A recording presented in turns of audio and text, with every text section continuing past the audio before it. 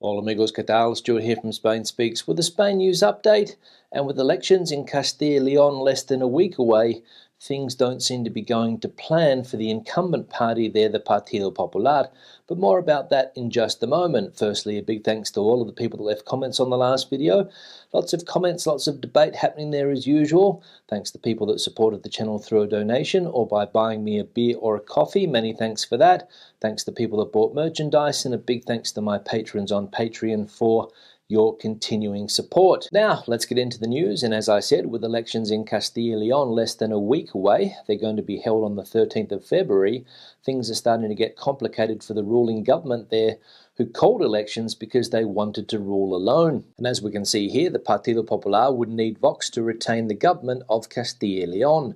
More dark clouds on the horizon for Pablo Casado. His strategy of gradually wearing down the government by forcing elections in apparently favourable territories is in danger of being derailed in Castilla y León. 6 days before the call to the polls in that community, the PP seems very far from re-editing a victory like the one won by Isabel Díaz Ayuso in Madrid last May, and is not even guaranteed to win. A poll by 40dB for El País and Cadena SER shows a technical tie between the PP and the PSOE, with a slight advantage for the former. According to the poll, the Popular Party could only retain the regional government with the most problematic formula, an agreement with Vox, which has been launched in terms of voting intentions. The survey also predicts a major eruption of the forces of Empty Spain, whose voters are mostly inclined to agree with the socialists. So, there we go. According to that poll by El País and various polls by newspapers here in Spain, it looks as though the Partido Popular party won't be able to govern alone. It will need the help of Vox. And that, as we know, is something that the Partido Popular does not want to happen. Now, there was some sad news in Spain yesterday, as the body of a young woman who disappeared in the province of Valladolid in mid-January was found. The judicial authority confirmed early this afternoon that the identity of the lifeless body found at 10:30 a.m. this Saturday by a passerby in the area near the Tudero industrial estate corresponds to Esther López de la Rosa, the 35-year-old woman from Traspinedo, Valladolid, who had been missing since the 12th of January. The body was found in this area and was not buried, so it is not ruled out that it could have been moved in the last few hours to this place, which had already been combed in the raids carried out by the residents of this municipality. Esther López disappeared on the 12th of January in Traspinedo, Valladolid. A few days later, her photo flooded social media and the streets of her municipality of the residents in the hope of being able to find any clue that could lead to clarifying the disappearance of the 35-year-old. The Guardia Civil has already conducted several unsuccessful raids and is currently basing its investigations on a suspect and a suspect under investigation, a man who was released on Friday and another who was allegedly with her the night she disappeared. So the Guardia Civil on the case, 2 people in their sights trying to find the murderer of this woman in Valladolid. Now, if you're living in Spain and you're having trouble trying to find your local bank branch, don't worry, you're not alone, as Spain has lost half of its bank branches in 10 years and 56% of municipalities have none at all. Spanish banks have been closing branches non-stop for more than 13 years. According to data from the Bank of Spain, the institution in charge of supervising credit institutions, the country has lost 20,133 branches in the last decade. The commitment to the digitalization of the business has meant that the country now has half as many branches as it did 10 years ago. In addition, the massive branch closures have been accompanied by a wave of redundancies in the sector. Between December 2010 and 2020, the banking sector has lost 84,204 employees, or in other words, a third of the jobs that existed then have disappeared. So 50% of bank branches have closed down in this country. There's also been a wave of redundancies, so the Spanish banking sector ain't what it used to be. And if you're living in one of the more remote parts of the country, it's not easy to get your hands on cash. Now, we all know that the tourism sector here in Spain has been absolutely smashed during the pandemic. And as we can see from this headline, tourism in the wake of the pandemic, far fewer visitors and slightly longer stays. If there is one economic sector that has been hit by the coronavirus pandemic, it is tourism. Restrictions on mobility, changing regulations on capacity, opening hours and the use of masks, and ultimately people's own prudence have reduced travel to a minimum. And Spain, which before COVID-19 broke out was the second largest tourist destination in the world in terms of the number of visitors, behind only France, is suffering from the sector's difficulties in recovering its pulse trying to adapt to the changes introduced by the pandemic and to other transformations underway, from climate change to technology. Its contribution is decisive for recovery. In 2019, tourism accounted for almost €155 billion, 12.4% of gross domestic product, but in 2020 it plummeted to €61.4 billion, barely 5.5% of GDP, according to the tourism satellite account published by the National Institute of Statistics. In 2021, according to the Employers Association Exceltur, tourism GDP amounted to €88.5 billion, equivalent to 7.4% of the Spanish economy, and although in 2022 it is expected to rise to represent more than 10%, it will still be far from pre-pandemic levels. So tourism in this country, unfortunately, still struggling to get back to pre-pandemic levels. Now, as we know, the Health Ministry here in Spain last week announced a backflip on the outdoor mask-wearing mandate. And today, the Health Ministry and the autonomous communities are discussing the end of masks in outdoor areas.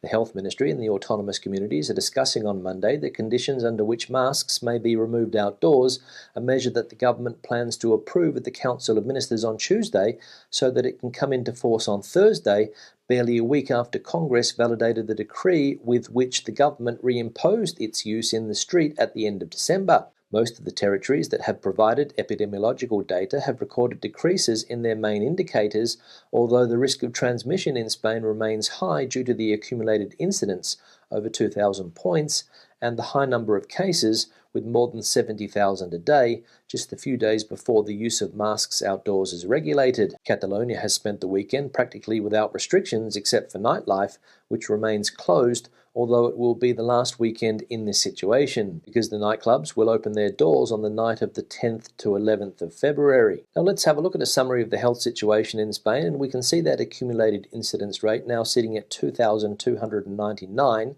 down 5% on previous data. There have been 833 COVID-related deaths recorded in the last 7 days. An ICU pressure countrywide is currently sitting at 19.96%. Now, another thing that changed at the beginning of February are the COVID rules and regulations to enter the country. And according to British newspaper The Guardian, bucket, spade and a pile of red tape, UK travellers warned about COVID rule traps.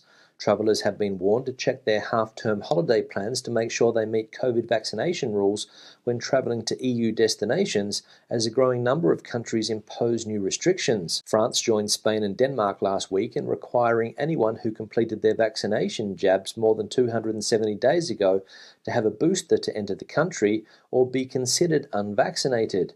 Austria requires boosters after 180 days. It means that any of the 18 million people in the UK who had their second dose before mid-May in 2021 would need to have been boosted if they travelled to those countries on Saturday, the 12th of February. Yet only 65% of over 12s have had a booster so far. So there we go. Looking to come to Spain or France anytime soon, you might need a booster shot. Now let's have a look at some of the comments from previous videos. One here from Aiden. Hola Stu, muy buenas. I like the live format. Very astute observation on the timing of drunken bad behaviour. The 6 a.m. screams on Sunday from the Oriundos is the real giveaway. Aiden, Granada Provincia. Yeah, Aiden, thanks for the comment and glad you liked my observation about drunken bad behaviour here in Spain. We saw an article last Friday about Spanish people complaining about British bad behaviour in this country, and I said that it also happens with Spanish people, but it happens a lot later. And that's because a lot of young Spanish people don't start drinking until most of us are already in bed. So the bad behaviour doesn't normally start until 6, 7, 8 o'clock in the morning. So foreign tourists not the only people in this country getting extremely drunk and running amok. Locals do it too, it's just not as visible. One here from Mega Websters. Can you comment on Portugal's proposed 4-day working week and restrictions on employers contacting their employees outside 9 to 5? What is the Spanish perspective? Yeah, Mega Websters, thanks for the comment. And to be honest, I hadn't heard much about Portugal's proposal for a 4-day working week, but I looked it up, and apparently it is something that recently elected Socialist Prime Minister Antonio Costa is going to put on the table. And it's something that is also being talked about here in Spain and in other countries around the world, for example Australia, too. So there definitely seems to be a big push on at the moment for the 4-day working week. And when it comes to the other thing that you mentioned in your comment there, employers not being able to contact employees in Portugal outside the hours of 9 to 5, I believe that was a law that was passed last year by the same socialist government led by Antonio Costa. One here from PMAXC. In my opinion, digital nomad equals big companies getting the lowest salaried workers competing for the lowest price. Yeah, PMAC, thanks for the comment, and you may be right. This digital nomad phenomenon that we're currently seeing here in Spain and other European countries might be a way for companies to get their hands on the cheapest worker. In fact, this whole digital global economy does in fact mean just that for a lot of people. As you guys know, I've been teaching English here in Spain for the last 22 years, and over the last 5 or 6 years or so, I've seen a lot of these digital platforms pop up, and there's teachers on these platforms that offer their services for sometimes 2 or 3 euros an hour. In fact, I saw a young South African person recently on one of these platforms offering a 1-hour-long English class for 2 euros. And I think everybody knows that for 2 euros an hour here in Spain, you can't make ends meet. So a definite downside for me of the digital global economy. One here from Rick. Earlier today in mixed curling at the Olympics, Australia defeated Canada 9-8. We are gobsmacked. It would be like Canada beating Australia at beer drinking. What are the odds of that? All seriousness aside, thanks for your tireless work. Winter here in Montreal is pretty brutal, and I can't wait to get back to España again.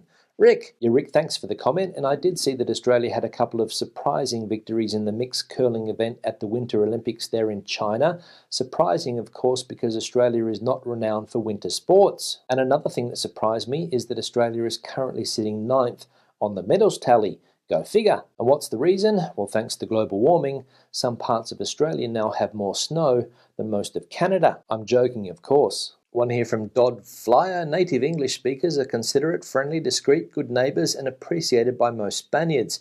That is easily a fact. I have English neighbours in Majadahonda, Madrid. Yeah, Dodd Flyer, thanks for the comment, and again referring to that Express article that we saw the other day in which some Spanish people said what they thought of the British here in Spain. But they were all stereotypes, and I think it's a good idea not to believe a single word of what is published in that newspaper, The Express. One here from Stevo. I prefer this live stream to your traditional videos. It feels more informal, relaxed, and no editing cuts. It also allows for real-time responses and the opportunity for you to receive some paid questions, maybe about speaking Spanish. Yes, Stevo, thanks for the comment, and glad to see that you liked the live stream that I did last Friday. I also liked it, and I think the majority of people watching it liked it, so I'll be doing more of those videos from now on. And you're right, live streams do allow for more real-time responses, and they're very interactive, and that's something that I liked. And there is a way to prioritize paid questions, so I'll look into that also. And finally, one here from Taz Express. This live stream was great. I hope you do this again. Maybe you can do it with guests too. Yeah, Taz, thanks for the comment, and glad you liked the live stream also. And don't worry, as I said before, I will be doing it again, and I'm also looking at bringing in guests, so stay tuned. On that note, I'll wrap the video up. Questions and comments, please leave them in the section below. Debate the video out as you normally do. Give it a thumbs up if you liked it, thumbs down if you didn't. I'll see you in the next one. Hasta luego.